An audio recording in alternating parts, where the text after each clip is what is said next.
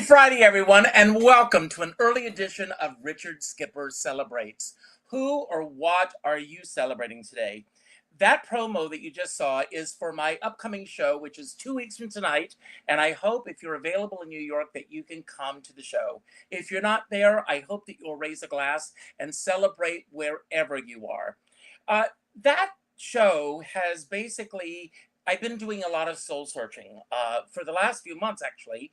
And that show is about telling my truth through the audience that is there and the questions that will be presented to me on that evening and hopefully subsequent evenings if we do the show again. But truth, what is truth to you? Truth in your art, truth in the story that you wish to tell, and how are you expressing that truth? That's what the subject of today's show is all about. I have 5 incredible artists all waiting in the wings. Nobody knows who I'm going to pull up first. I'm just going to pull a number and they're going to pop up on the screen. And we'll see who that first person is. So I hope you're all ready. And that first person is Lois Barth. Oh my God. How are Hi. you, Lois? I'm doing well, Richard. How are you? I am doing great. First of all, what is new and exciting in your life? And how are you living your truth? I love that. What a great question. What is new and exciting? Um, that's a really good question. Well, I've been kind of putting my toe in the water on Substack, which is a platform, and I'm launching early embryonic stages of kind of a forum for what I call, I'm playing between 2 titles. It'll be something like humaning the ups and downs and all arounds of life, laughter, love, and learning. And so it will have 3 different silos within it of different columns, if you will. It'll be a cross section of video as well as a text. And it's really a forum for people to have what I call a soft landing on those days where life knocks you around, and on, kind of giving you wings to fly on those days where you're like, woohoo, yay, this happened, and to cheer you on and support you and giving you tips and tools and a lot of different, I don't want to say information, but things to open up your mind and your heart. Now, as it says on the bottom of your screen, and I know this because you and I know each other very well, you are a motivational speaker. I am. Who and what motivates you? Oh, wow. That's a really great question. I was just thinking about that, Richard, because I wrote a book many years ago. It just had a new edition, Courage to Sparkle. And I call it, just like computers have default settings, so do we, right? And we have productive default settings and we have non-productive default settings. So I think one of my productive default settings is curiosity. So when things really don't go my way, today was one of those days, my default setting is always, what is the lesson and how can I embrace it? And growth. So I think growth motivates me, enthusiasm motivates me, kindness breaks my heart open. I have to just say, Richard, you are one of the kindest people. Well, I thank you. know. My sweetheart Marty, he might be watching. He's an ardent fan, and he always says, "I love that guy, Richard.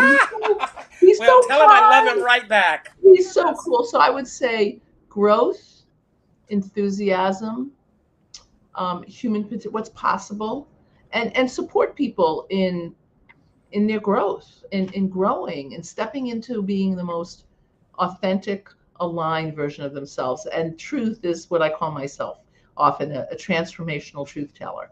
Not truth from, oh, I'm going to be, brutally honest. No, that's not truth. That's just being mean, and that's meanness and drag.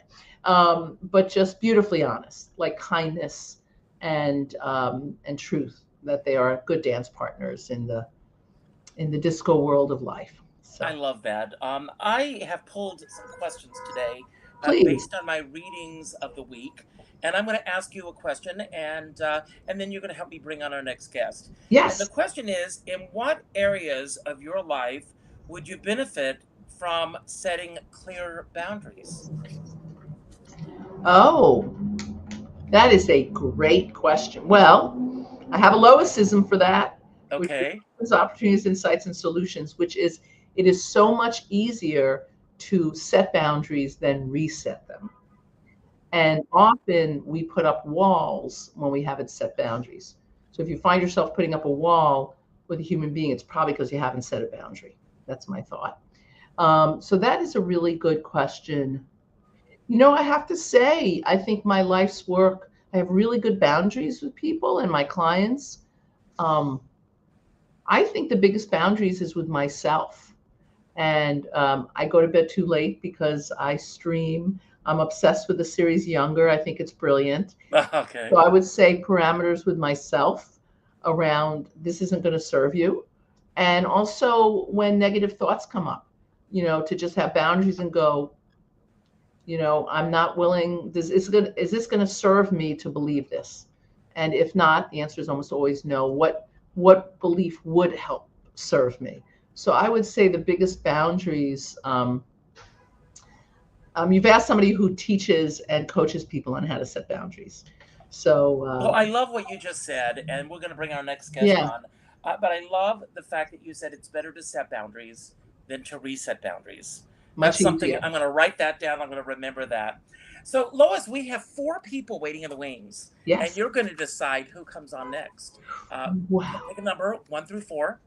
Oh, I don't get to pick the person because that would be biased. Well, if you want to pick the person, go ahead and do that. I would love to pick Laurie Krauz because we know each other for a gazillion years, and we live a half an avenue away, and I always delight in her company.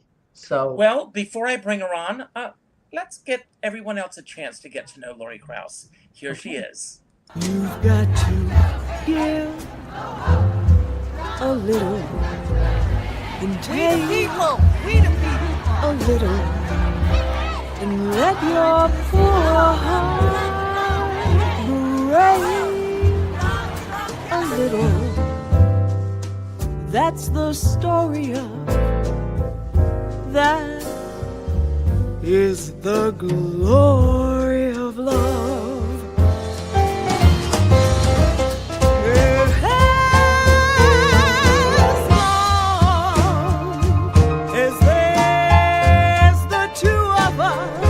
Look in the mirror and see other people dying on the street that should have the same opportunities that I've had. Its charms, and when the world is through with us, we got each other's arms. You've got to win a little land. This morning, COVID hospitalizations nearing their all-time high, with more than 56,000 patients. Always have the means of it all. And there is nothing more powerful than a group of determined sisters. Is the glory of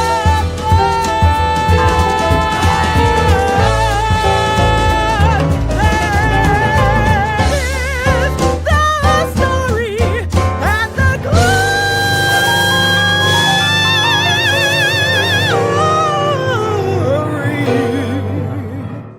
of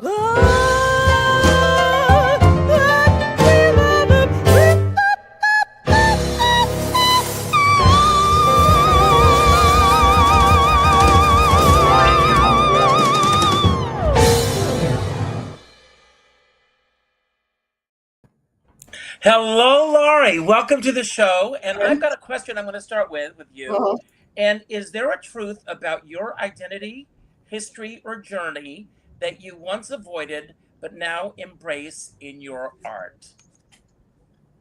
Well, me being a singer is that truth, because that wasn't what I set out to do. I was going to be an elementary school teacher, then I was going to be a social worker, then I was a banker, I was going for my MBA in finance, and I took a course for people that like to sing that never sang in public. I had an epiphany, I'm going to be a singer. I started therapy, and I was like around 24 at that point. And so that piano is the piano that my mother played when I was a child. And so I did sing at home with her playing. She loved show tunes and those were wonderful moments. But I never intended to be a singer. So me becoming a singer is the biggest truth of everything I've ever done in my life. I love that. And what was the shift? I literally don't know. A family friend said, hey, I know the Actors Institute is doing this Gotta Sing workshop for people that like to sing that never sang in public. You said something when I saw you the last time about singing, and I went and took it, and I literally had an epiphany. The room went dark. I was singing the most stupid song for a very young person to, if he walked into my life, I'm like, 21 years old or something like that, and I'm singing that song.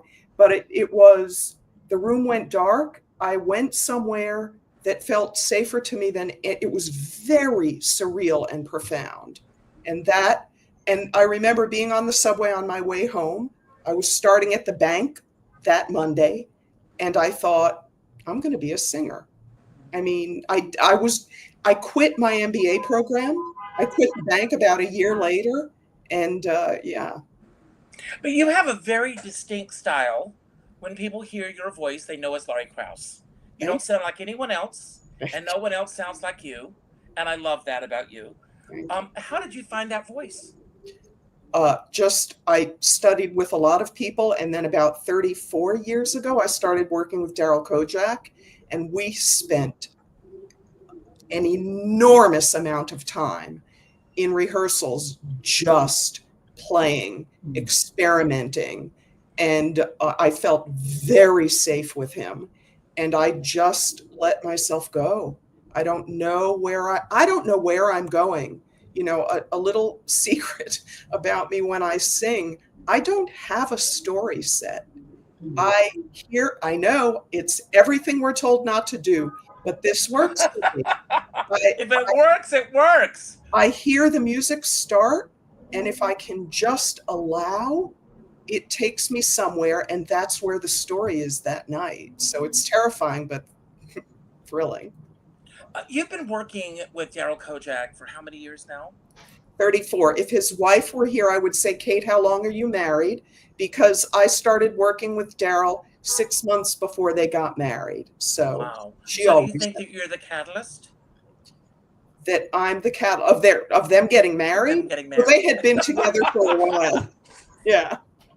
Well, I mean, what is it about? I mean, if you're lucky enough, and I have not had that. I've worked with many musicians over the years, and I've loved almost all of them. Almost. But I love what each one brings to the table in terms of lifting me up. Right. What does Daryl Kojak bring to the table to lift you up? It's sort of like you're on a high wire. And I've worked with other people who I enjoy very much. But the synergy with Daryl is just something that comes along once in a lifetime, I think. And it's like a high wire where you have no net, but the net is at the piano.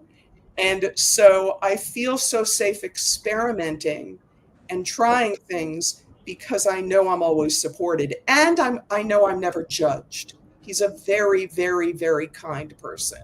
So that's very interesting that you say that, because I was having a conversation with a friend today, and she was very hurt by something that her musical director said to her recently. And I'm not going to share it out of respect to both of them, but it was something that was very misogynistic and should never have been said. Wow. And, and it's weighing heavily on her right now. So it's very, very important that we work with the people that are going to lift us up. Yeah, absolutely. So, Laurie, I'm going to let you bring on our next guest. We have 3 people waiting in the wings. And, so you can pick someone if you know them, or you can just give me a number. Well, I'm going to trip up that little Ms. Matsuki and say, come on down, Sue. Well, before I bring Sue on, I want to let everyone know she has a couple of shows coming on. First of all, she's being honored next week by Urban Stages for the work that she does there. I'm trying to pull up her graphics here, so bear with me a second. And she is going to be back with This Broadway Friday, June 6th. I am trying to be there. And she has her celebration with Gregory Terorian. Speaking of longevity, they've been together a very long time. So, Sue, before we Hi. jump in, when you wake up, do you expect today to have many joys or many frustrations? Oh, always joy. I wake up with joy. That's why we have a don't watch the news, don't discuss the news over coffee morning ritual. We just talk about stuff, or if I was out the night, we ask me about the evening and stuff like that. Yeah, it's always, I'm a glass half full girl. I've always been a glass half full girl, even during these trying times, you know. Well, there are several things that we can delve into right now. Let's start with the most pressing one, and that's that you're being honored next week by Urban Stages. You, Tom Tost, Michael Colby, and I'm forgetting the last name. Joe Iconis. Joe Iconis. What are you hoping that evening will be, not only for yourself, but for the audience that's in place that night? Well, all of us are going to get a chance to sing. And Frances Hill, the director of Urban Stages, who I've been working very closely with for many years now, the past 4 years in the capacity of producer, co-producer of the whole event. And prior to that, I was an ongoing talent. So I've been doing Winter Rhythms for about 15 years. So I've known Frances a while. Frances is one of the women in my life. Laurie Krauz is one of them. Julie Wilson was one of them. Jan Wallman was one of them. Cynthia Crane was one of them. These women that make me believe in myself, you know. And I know you're asking about truths, and you know the truth is I'm the most seemingly confident, insecure person I know, and a lot of people would never suspect that of me by the way I am, by the way I present, by the way I am on stage, but. Yeah, it's taken me a long while to, as you always recommended, Richard, stay in my own lane. And as other people have said to me, just compete with yourself the last time you were on stage, that everybody has their own gifts. That's their truth. And my truth is my gift may be something someone covets. You know, I certainly covet other people's vocal quality and Laurie's styling and, you know, whatever, but that's all out of love, but not out of I'm less than. Mm-hmm. So that's the big thing for me when Lois was talking about watching the series Younger. There's a lot of lessons to be learned about women aging and how we're treated because of our age. And that's still another truth. And I binge watched that whole thing. I think it's also brilliant. It has a lot of hidden lessons in there about self-respect of who we are, where we are at this particular point in our lives, you know. And it's very interesting. Is that you? I hope everybody's okay. No, I always say that when I hear that sound, it means someone's on their way to help somebody. Good. So that sound does not bother me. I just pray that they're okay, as you just said. You know, one of the things that I have loved doing recently is, you know, I watch a lot of YouTube videos on my smart TV rather than watching the news. And I've been delving into old interviews, Dick Cavett, Johnny Carson, so many people, and learning about what makes them tick and what makes them who they are. So you're going to bring on our next guest, and we're going to talk about the other things that you've got coming up as well.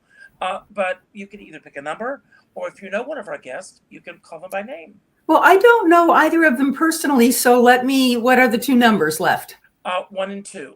Oh, well, duh. I thought we were assigned numbers. I'm sorry. I was blonde in another life. I'm just saying. Only kidding. Let's go with number 2. Well, before I bring her on, I met her at Mama's Next Big Act. She won, and you're going to see why. Here she is. She has a new show coming up at the Green Room 42 next week. Here she is.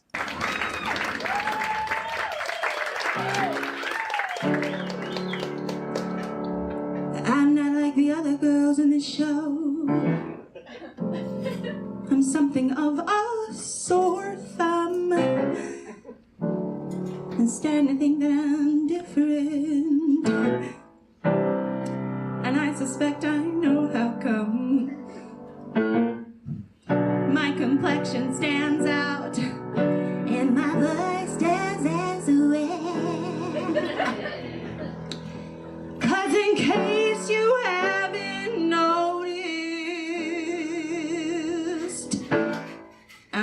as hell. It's an obligatory part of every new musical. It's the random black girl singing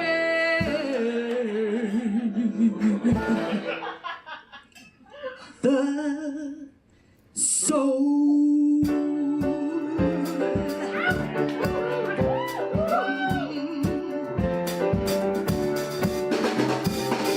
Every show must have an ensemble. Without it, things wouldn't be right.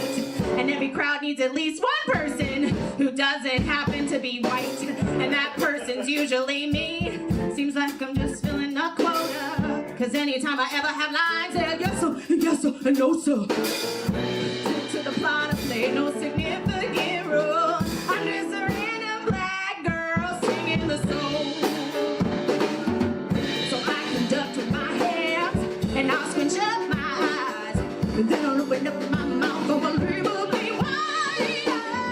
And at the end of the song, when it's time to let go, I'll give him a dose of my crazy vibe. Why couldn't I be cast for a part in the color purple? Instead of the random black girl singing the soul.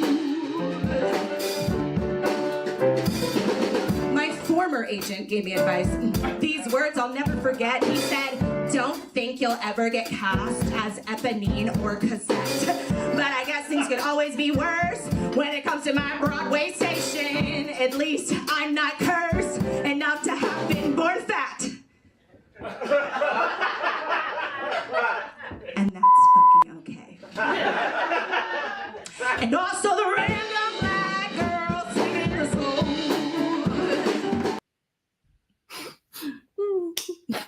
Truth. Before we I've always jump in- wanted to do that number. Just kidding. Yes, me too. I want to do it. My question for you is: there something in your life that you're willing to be disliked for, and if not, how has that worked out for you? Yeah, wow. Heavy hitting today. I think I have become more comfortable over the last few years, allowing myself to take up space, knowing that people will dislike me simply because I exist in the body I exist in. And as a reforming people pleaser, it's really hard to reconcile wanting to help and please others, but existing in a body that's often very politicized, sitting at the crossroads of racial identity and queer identity and gender identity.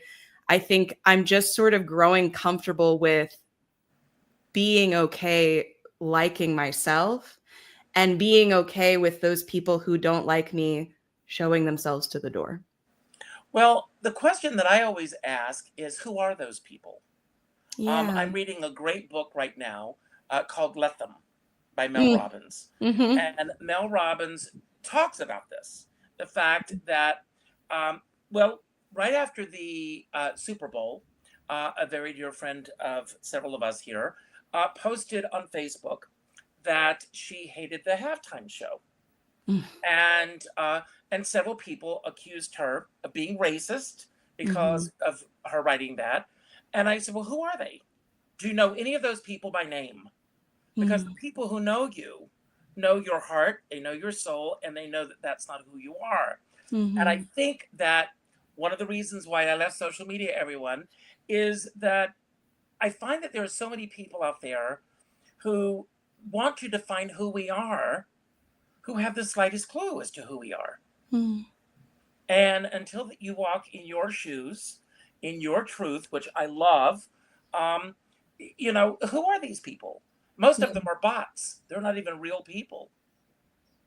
Yeah, and I think the growing reality for me, what I try to focus on always is, what is within my control to influence, what is within my control to change. So I focus so much less on sort of the bot comments on social media, and I focus more on what legislation is hitting the floor that affects my life or the life of loved ones that I have. And I focus my energy on calling my representatives and writing letters and talking to other people in those communities and making sure that they have what they need. I think it's very important in very polarizing, difficult times where the idea of truth is no longer a universally accepted concept. I think it's important that we focus on what we can control and what we have the sphere of influence over.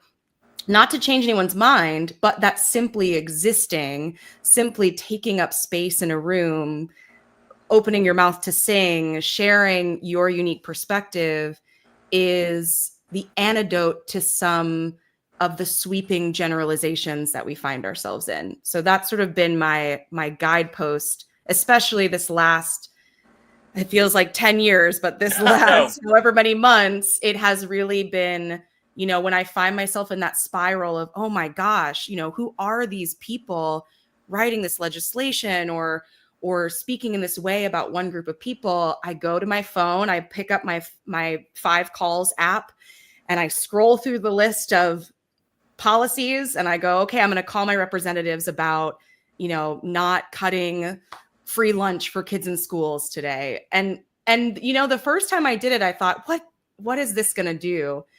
And the way that my entire body was relaxed and tears were flowing and everything calmed down, I sort of thought, oh, right. I really can only focus on from here out. I can't spend all of my energy focusing on what's coming at me from out there. And I applaud you for walking away from social media, because I do think it's a very hard place to be right now. Mm-hmm. Well, I'm very happy, and I feel that I am more focused in terms of what I'm getting done than I have ever been in the last 25 or 30 years. Yeah. I really mean that. Speaking of focus, he's been waiting very patiently in the wings. I love this guy. He has a book, and I know this may be backwards, but it's called Awakening the Actor Within. He is got a brilliant mind. I love the fact that he devotes himself to helping so many other people. And here's a little clip of him, and then I'll bring him on. It is a section of my life, and when Kylie Hitchcock approached me to option the script and to make a proof of concept, I said, sure, go ahead. And it's kind of mind-blowing, because after she finished it, I watched it, and she said, do you approve? I said, well, it's almost like watching a home movie of my own life. And as a writer, I tend to want to take the truth and make it into fiction as much as I can. And I use a lot of my own story, but a lot of composite and all that. But just the way she filmed it, I guess it was because she had her own visualization, or because she talked to me personally. She tended to capture my parents and me and all those circumstances exactly as I had had them in the real life. Not necessarily on the page, but the way that it actually happened. So it's a very gratifying thing to watch it on the big screen. Okay. Best drama short film, My Missing Year, Memory Project, and Come Out Wherever You Are. The winner is My Missing Year. Whoa! Oh my God.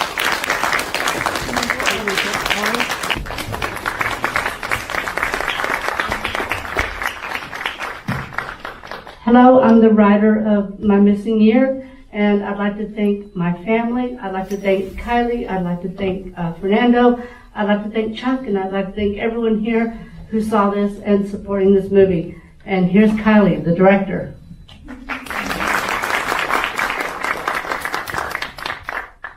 Thank you, Novafest, for and to the jury for acknowledging this film. We made it on skin and bone budget, but the story stands on its own, I think. So I'm sure that's why it resonated. We're working really hard to get the feature film made, and here's hoping that we do that and can bring it back to Nova when it does. So thank you so much.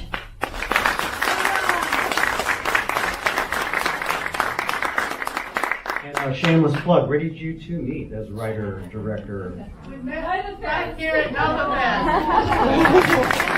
And I'm so happy for Isaiah, and I accept this on his behalf. Thank you.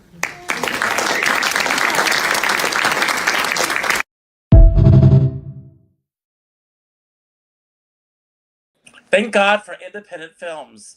An independent film won the Oscar this year, everyone, and Best Actress, and Best Director, I think. So, Stephen, my question for you is, how do you know when a piece that you've created is honest, not just from your point of view, but the point of view of what you want the audience to get from it?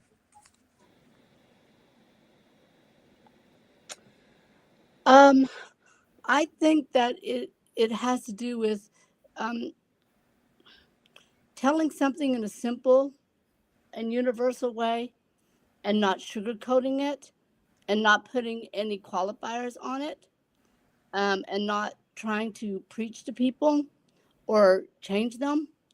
For me, the truth is, did I tell the truth of myself? If in case of my missing year, did I tell the truth of the whole truth? And as an actor, am I telling the character's truth? Now, the character's truth doesn't have to be my truth. The character's truth has to be the character's truth. And if I disagree with their truth, I still have to align as an actor with their truth. And as a writer, when I'm writing a character, I have to write the truth of that character. And no matter what that character does, I have to align myself with that truth. So if I'm writing a bad guy, I have to get myself in the shoes of the bad guy. And I think that creates three-dimensional writing. And I think that resonates with people more than stuff that I've written that's more telling people what to do. I think people resonate with more of your truth if you're just honest with them and can open the door to questions. Because some people go, well, some people are very belligerent, like, well, that's just the truth. And I say, well, no, that's your truth. That is not necessarily the truth. And that's your truth from where you're coming from today, which could probably change, as I know my life has, in an instant. Well, yesterday I was watching an interview with Kelsey Grammer. He has a new book out called Karen about his sister who was brutally murdered 50 years ago. And he talked about the murder. And he said in order for him to tell this story, he had to find the humanity in the killers. Who are they? What brought them to this point? And, and he could have gone in and wrote a very angry book about how this had ripped their family apart on so many levels. But he wanted to tell her story, and he tried to step out of it. Do you find that when you're writing a film or a play that there's a tug of war between, hear me out with this, the story that you want to tell and the story that the character wants to tell?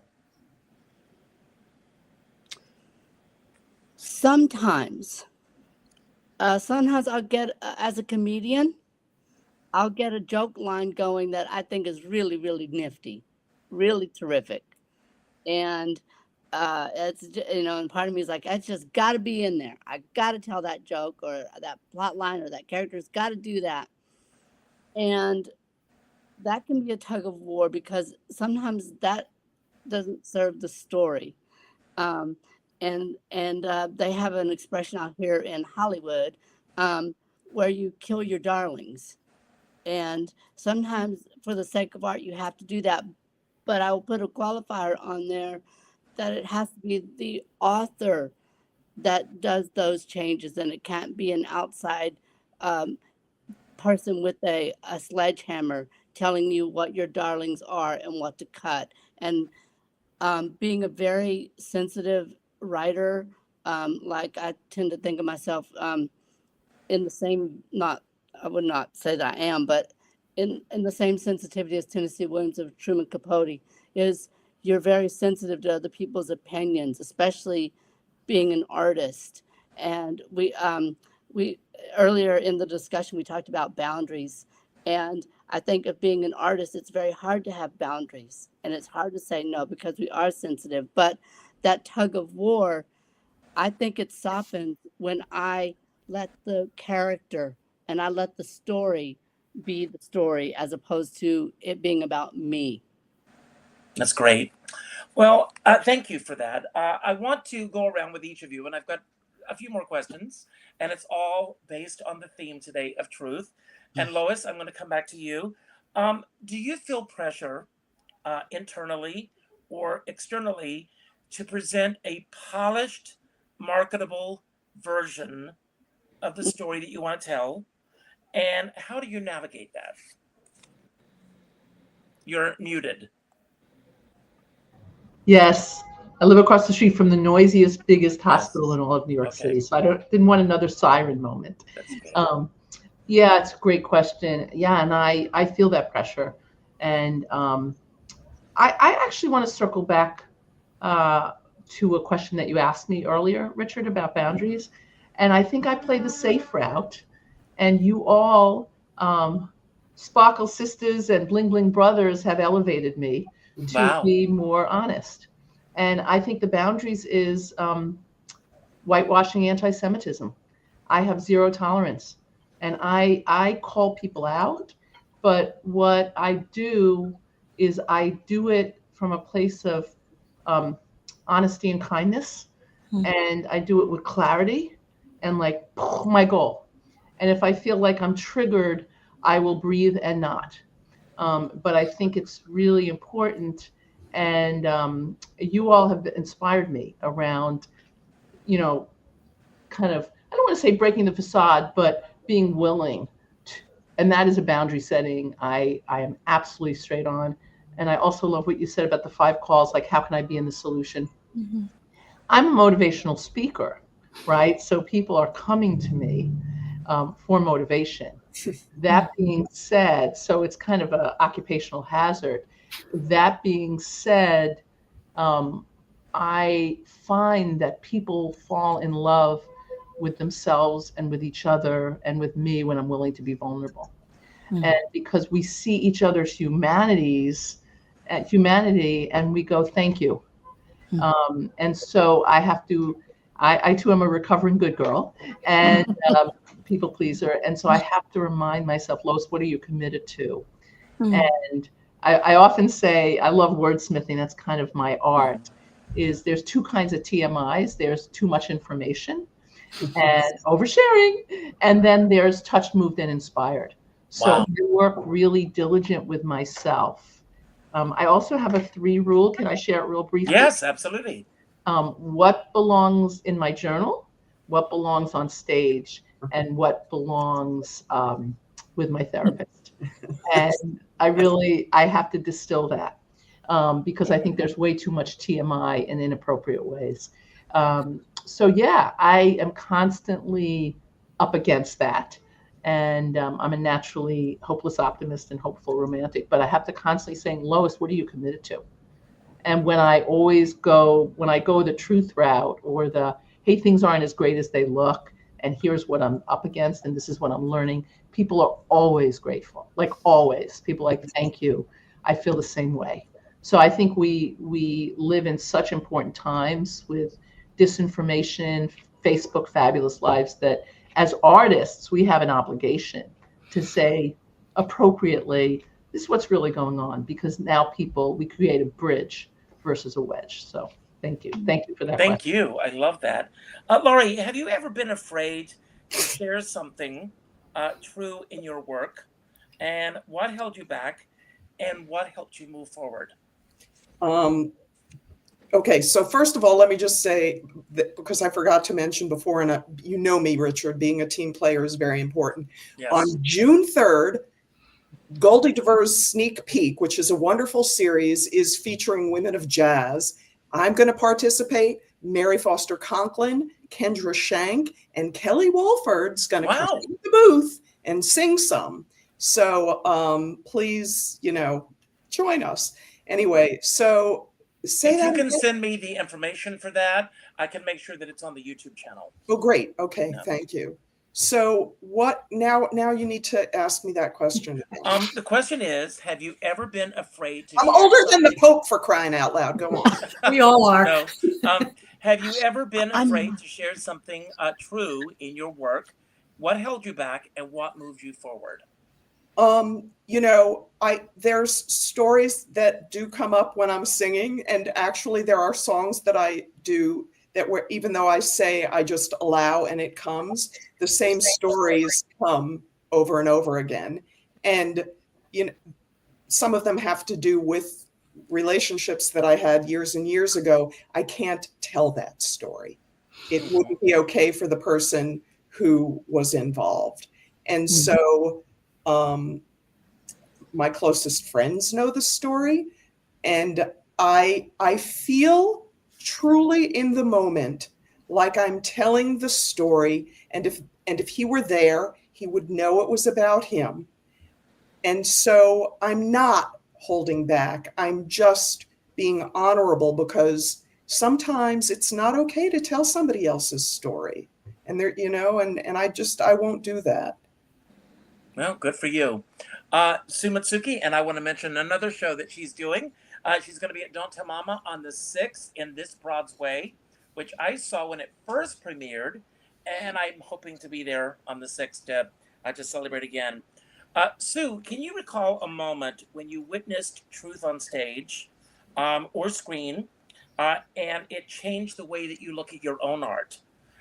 And what was it that happened at that moment that really resonated so deeply with you? It's interesting. There's a very famous actress, singer. Again, I'm not going to say her name, but many of you will know who I'm speaking about, because I just want to respect what I'm now going to say. Not the best singer, but an incredible storyteller. And they did this song, Smoke Gets in Your Eyes. And I remembered it was this, and it was just like an affluent, elegant woman at a party. And, people are all knowing that her husband's catting on her. But darling, smoke gets in your eye. It was just the truth of seeing how that person's truth can translate into a lyric. And I've been singing 30 something years. This had to be 30 years. It was the beginning of my career. And I remember thinking, that's the kind of truth I want to bring to stage, because Laurie sings a lot from what I call a true circumstance. She comes into the theater and she's had a road rage incident. That energy is going to come to stage in whatever she's going to do. I love when I can sing from that position, but I usually do have songs that have selected me for a reason. But when I saw that example of how you can take what was written in one context and put it in your own truth, in your own context, that to me, that's what cabaret, the best cabaret is. But I don't have to know what that person's story is. It's going to filter through wherever I went through in the story. And that's the beauty of it. I don't have to get up on stage and say, this is about an ex-lover, blah, blah, blah. Just do the song. And then if it's about an ex-lover to you as you're receiving it, or your dog or your mother-in-law, so be it. Who cares? As long as the performer is making you feel. That's, to me, is what truth on stage is all about. And giving people a good time. Let's face it, we're entertainers. Yeah, we want them walking out of the room in a better mood than they came into it. That's wonderful. LaRaisha, what would you do if you didn't care about prestige or optics? Oh, goodness.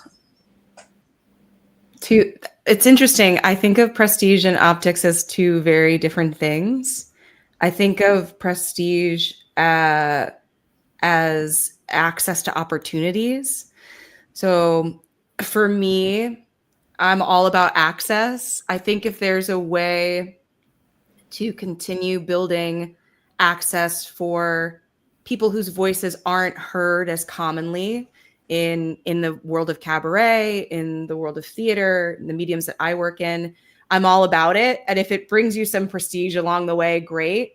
I think in terms of optics, I mean, we live in a very fast information age, and everything is sort of sound bites and things in context and things out of context. And for me, I never want to feel as though I'm compromising the trust and the truth that I've built with myself for the sake of assuaging or making people in power comfortable.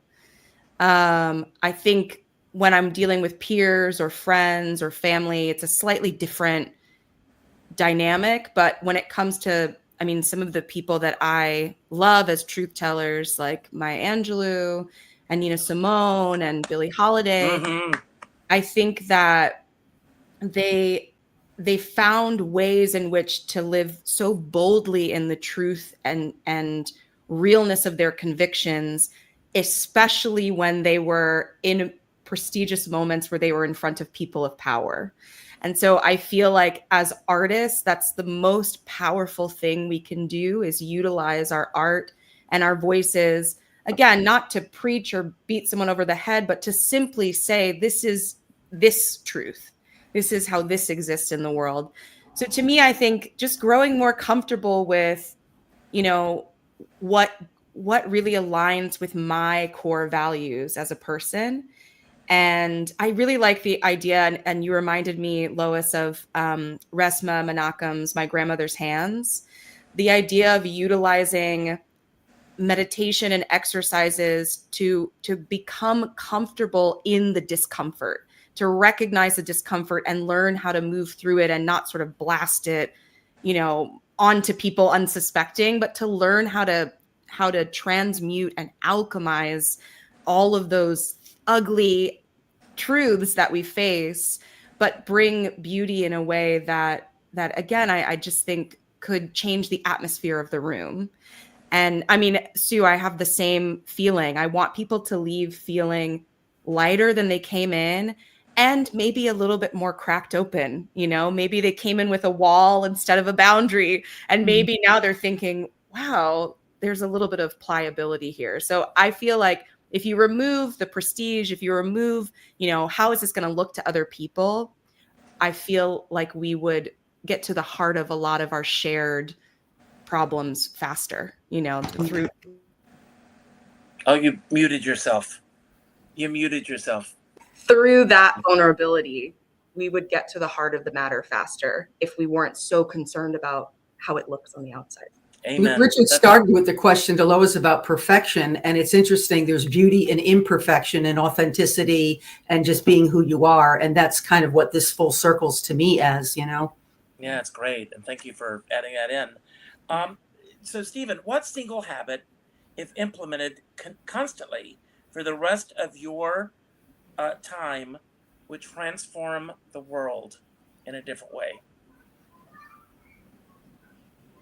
A single habit that would transform the world have. that I have.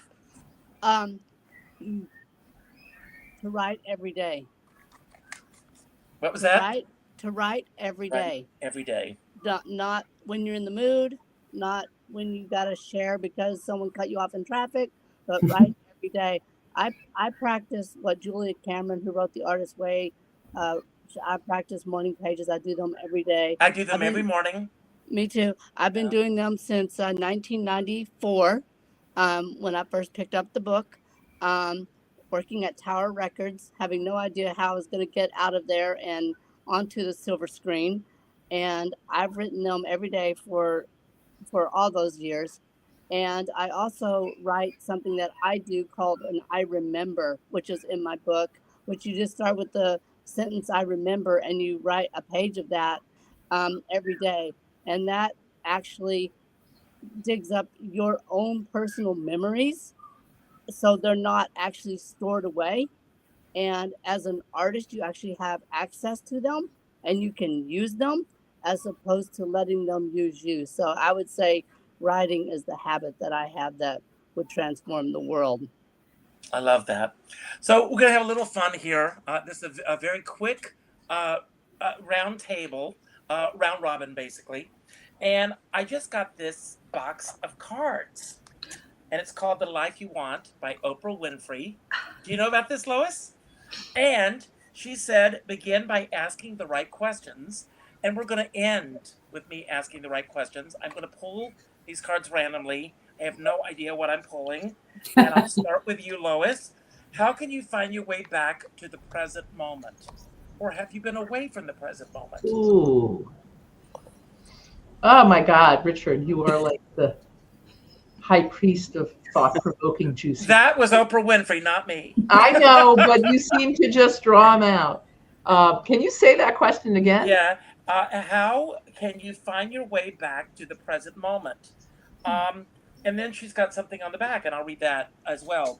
Eckhart Tolle said that much of the stress and pain in the world comes from our not living in the now. We're wanting the moment to be something other than what it is. When you realize whatever it is that's taking you out of the moment, and then find your way back, you open up the possibility of something better happening. So, how do you find your way back to the present moment? I think I breathe and I ask spirit what I need to know right now. Mm-hmm. And what do I need to know? And when I do that, I'm automatically, I come back, and I often I say, what is the story I'm telling myself right now? And is it a story that serves me or doesn't serve me? And that usually brings me into greater presence. Stephen, you've inspired me to get back to my morning pages, and I remember. So thank you. That's great.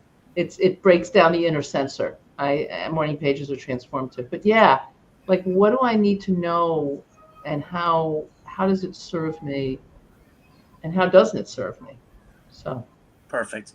Laurie, your question is, lies that hit your soul, how many have you believed? Ooh. You know, I could be such a victim of that, because like Sue, everyone thinks I'm so confident. I'm like the least confident person in the world. And sorry, Sue, I won that. And I will remind myself, I try and look at myself from other people in my family that I know love me. And I'll ask myself, what would they be thinking about me in this moment? Mm. What would my niece, who for reasons I don't understand, thinks that I hung the moon, what would she be thinking about this lie about me? Would she think it's a lie or the truth? And it's so helpful for me. That's great. Sue, your question is, what are you grateful for right now? Oh, my health, my husband, my friends, my talent. I've been blessed in so many ways that that's why I wake up every morning with joy and joy and gratitude rather than anything else on my plate. It's just joy and gratitude. Sometimes I can't believe the life. I've been married to the same man for 41 years, and I still wake up and go, mine every morning. You know, I wish that for everyone getting into a relationship, that they can find that kind of love. It's not been always perfect, but it's perfect for us. So I'm very, very grateful. It's a joy. Great. Thank you. LaRaisha, I'm going to change this question a little bit. I'm going to put my own spin on it. Okay. What is your art trying to tell you at this point in your life? That I have more power than I may ever realize.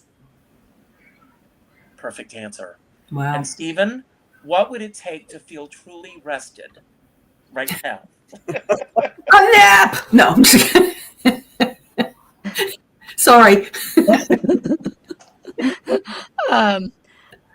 I would say 2 months in the Cotswolds in London, doing absolutely nothing but having tea and writing and spending time with my husband with no distractions. Oof.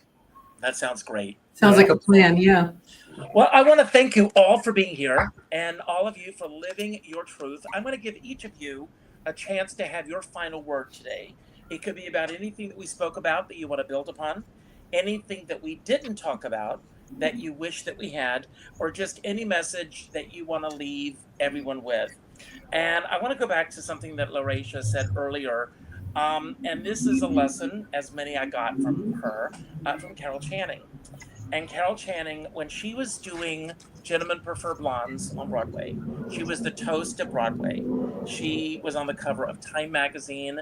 She was on the cover of Life magazine at the same time, only the second actress to have that distinction. And she was riding a crest that just would not stop. And then Dorothy Gilgallen, who was a very well-known columnist at the time, wrote a scathing review of Carol's performance in the show. Saying that she didn't understand why Carol was cast in the show. They should call the show Gentlemen Prefer Amazons, because she was like a bull in a china shop. And it began to affect Carol's performance. And Anita Luce, who wrote Gentlemen Prefer Blondes, came to see the show one night, and she came backstage during intermission and said, okay, what's going on? And Carol said, what if they find out? What if they find out that Dorothy Gilgallen was right? And this is the advice that Anita Luce gave to her at that moment. And Carol said it changed her whole life. For every person who likes you, there are an equal number who don't. The people who like you are going to show up for you. No one buys tickets, spends an evening, especially in today's world, of dealing with traffic and gas and tolls and parking and being jostled on the streets of New York City to go in and hate what you're doing on stage. So if those people have taken the time to be there for you, those are the people that you need to concern yourselves with. And I do believe that the world, this country, is in the shape it is right now because so many people are focused on what other people are doing in the privacy of their own homes. And when you lead a full life, as I do, and I'm sure that each one of you here do, you don't have time to think about what your neighbors are doing behind closed doors. And that's where everything has to change. Now, I always end every show with the same message, and that is to go out and do something nice for somebody else without expecting anything in return. You all get emails. I want you to go to your email list, and the 7th name of someone that you actually know, rather than responding with an email, respond with a phone call. Just pick up the phone, call that person, and say, I want you to know I got your email, and I thought a phone call would suffice better than an email. And really let them know that they make a difference in your life. I have a dear friend, Sean Moniger, and he says we're all in the same storm, but we're in different size boats. And I always say I don't care what size boat you're on, as long as you have a skipper by your side. And with that, I'm going to leave the screen, and Sue, I'm turning it over to you. And when you finish, you'll pick the next person, and so on and so on. And when the last person says goodbye, I will end the show, and you don't have to worry about how am I going to get out of here. I'll take care of it. Sue Matsuki, it's all yours. Thank you. Thank you, Richard, for having all of us. And thank you, everyone, for sharing this afternoon with us. I just want to encourage everyone to not just talk the talk, but walk the walk when it comes to our political situations these days. We didn't talk about it, but it's so crucially important. And that's what I want to leave everybody with, a plea to write your congressman. I recently wrote the Supreme Court justices and told them to honor their oaths. So whatever you can do, like you had said, LaRaisha, about just doing something every day.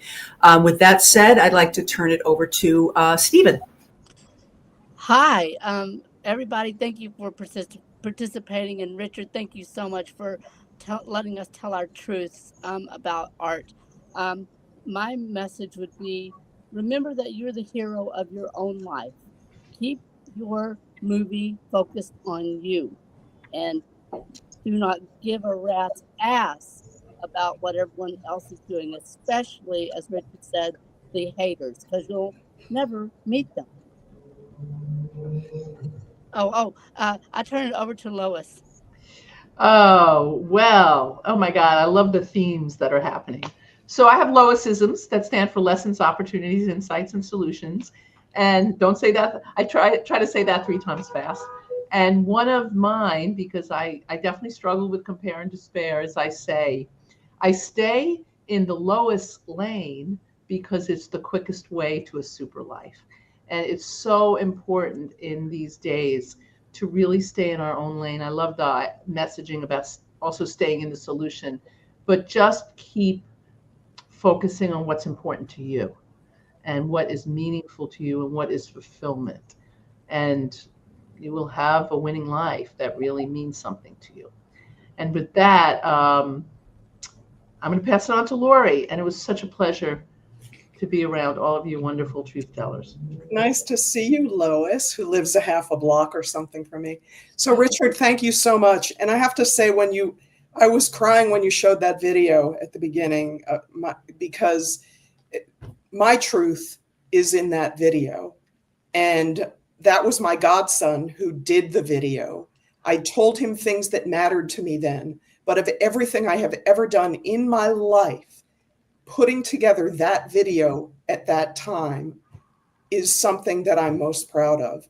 The fact that the video was shared again recently before this election because of what is going on in our country, and the fact that it's relevant now is just devastating to me. But we can't give up. We won't give up. We will find our way to a loving country again. So thank you, Richard.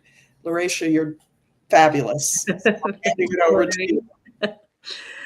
I am just going to quote Toni Morrison and say, if you are free, you got to free somebody else. And if you have power, it is your job to empower somebody else. Thank you so much, Richard, and everyone, for a wonderful conversation.